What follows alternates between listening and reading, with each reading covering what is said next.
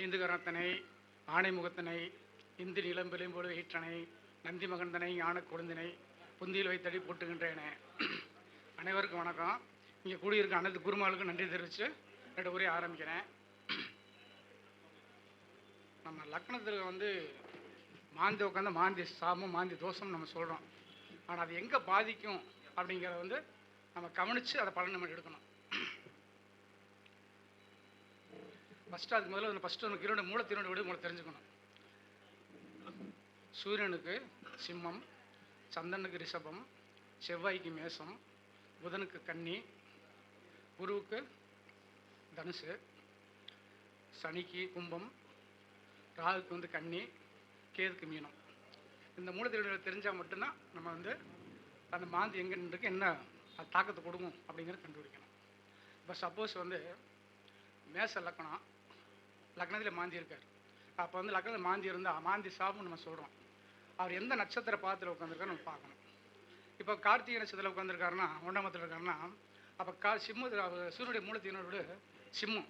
அப்போ இவருக்கு குழந்தை பேர் தாமதப்படும், அதில் குழந்தை எல்லாம் போனாலும் போயிடலாம். இதை நான் ஏன் சொல்கிறேன்னு கேட்டிங்கன்னா, சில பேர் 5ஆம் பாவம் நல்லா இருக்கும், 5ஆம் அதிபதி நல்லா இருப்பார், குருவும் நல்லா இருப்பார், ஆனால் 5ஆம் பாவம் கெட்டிருக்கும்.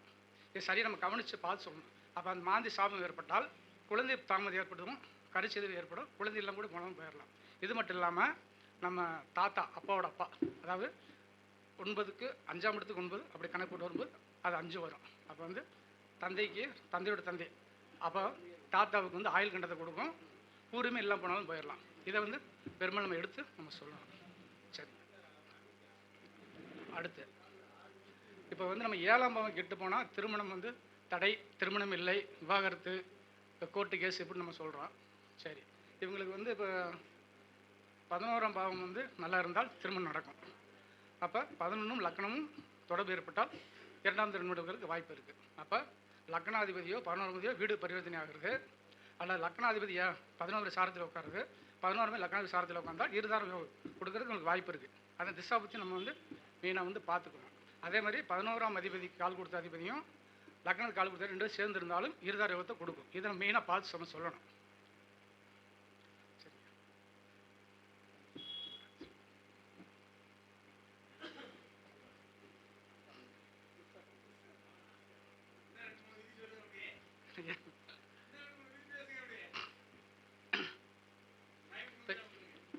இப்போ நமக்கு 7ஆம் அதிபதி மெயினாக கெடக்கூடாது. மெயினாக கெட்டால் நம்மளுக்கு இருதார யோகத்தை கொடுத்துரும்.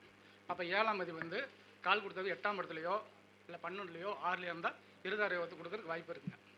இதை மெயினாக நம்ம கவனித்து பார்த்துக்கணும்.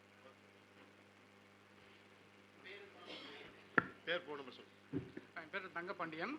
என்னோடய ஃபோன் நம்பர் 99 44 65 15 06.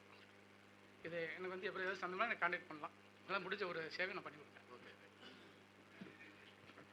அதாவது காவேரி சங்கத்தில் இப்போ முதல் முறையாக இது 2வது முறையாக பேசுகிறாருன்னு நினைக்கிறேன் ஐயா தங்கபாண்டி ஐயா. இப்போ ஜோதிடத்தில் கலக்கிக்கிட்டு இருக்கிற பேர் தங்கபாண்டி ஐயா தான். அந்த அடிப்படையில் இவர் இப்போ தான் கலக்க வந்திருக்காரு. இப்போ ஆரம்ப ஸ்டேஜில் இருக்கிறதுனால கொஞ்சம் பதட்டப்படுறாரு.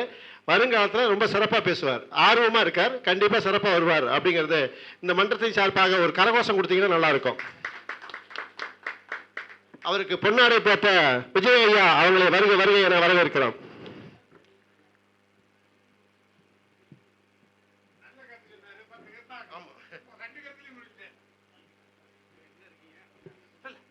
பயப்படாதீங்க, வாங்க தானே மேடைக்கு வந்ததெல்லாம் பயப்படக்கூடாது.